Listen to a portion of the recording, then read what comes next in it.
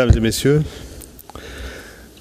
depuis 30 ans, notre fondation a choisi d'user de son indépendance pour contribuer à relever les défis du XXIe siècle. J'ai à partager avec vous une bonne et une mauvaise nouvelle. La bonne nouvelle, c'est que ces défis sont très peu nombreux, compréhensibles par tout le monde. La mauvaise nouvelle, c'est que chacun d'eux est difficile à relever parce qu'il se heurte à l'inertie des mentalités et des institutions. Quels sont ces 4 défis du XXIe siècle? Le premier, construire une communauté mondiale.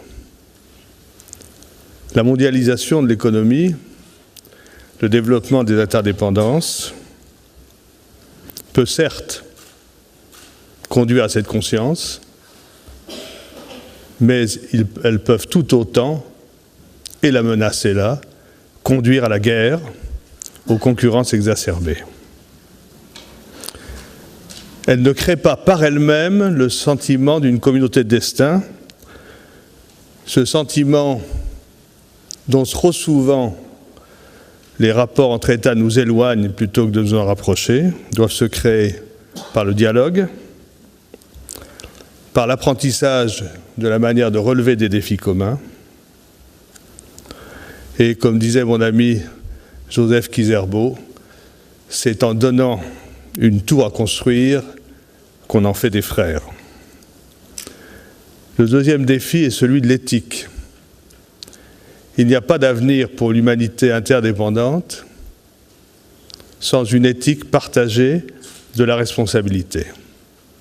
Elle est au cœur de la construction juridique, de la construction sociale, de la construction politique du XXIe siècle. Elle suppose d'être apprise dès la tendre enfance.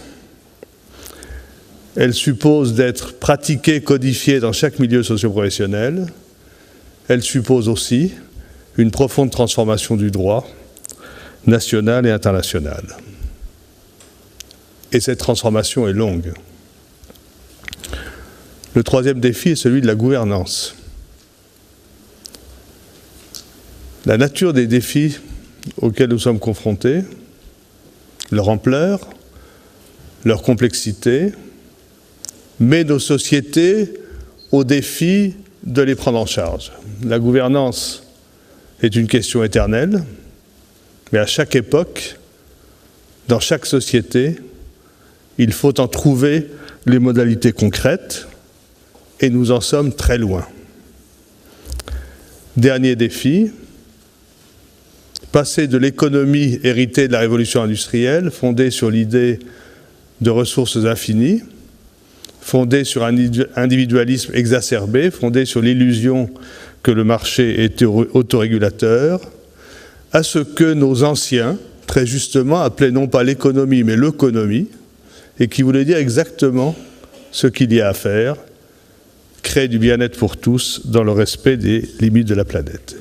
Eh bien, chers amis, chaque région du monde, c'est son devoir historique et c'est sa fierté, doit pouvoir prendre sa part de ces défis et pour ça prendre en main son destin, créer un espace de pensée, de dialogue et d'apprentissage.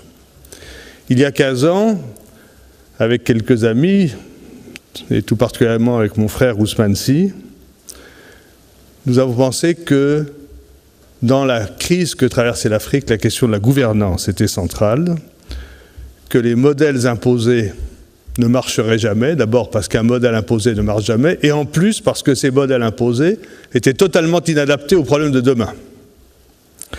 Et c'est ainsi que notre fondation a décidé d'appuyer ce qui est devenu l'ARGA, l'Alliance pour refonder la gouvernance en Afrique.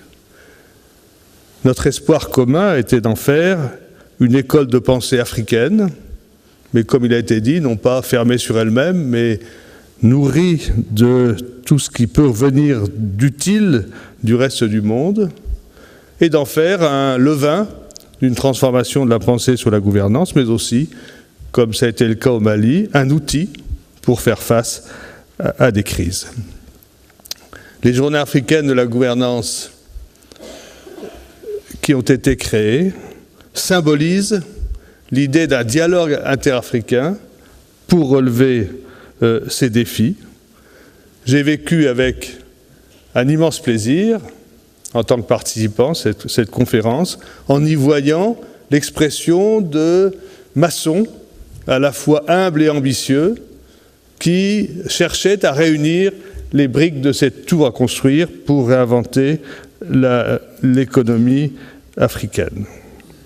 Vous avez peut-être noté, en écoutant la déclaration, que les idées qui ressortent de cette conférence tranchent de manière tout à fait étonnante avec le discours qu'on entend habituellement, que ce soit les discours sur l'économie mondiale ou bien sûr sur l'économie africaine. Et je crois que c'est la fierté de cette aventure d'oser dire les problèmes se posent dans des termes bien différents de celui qu'on nous impose habituellement. Notre fondation est très fière d'avoir accompagné depuis l'origine la création de cette alliance. Plus que cela, nous nous en sentons profondément partie prenante. Nous ne la regardons pas de l'extérieur. Nous avons depuis le début partagé solidairement sa passion, ses efforts, ses enthousiasmes, ses avancées, parfois ses doutes. Et nous sommes fiers que cette conférence, honorée par le patronage de Sa Majesté le Roi du Maroc, soutenue par le gouvernement marocain, soit une nouvelle étape et une nouvelle source d'enthousiasme et de détermination. Je vous remercie.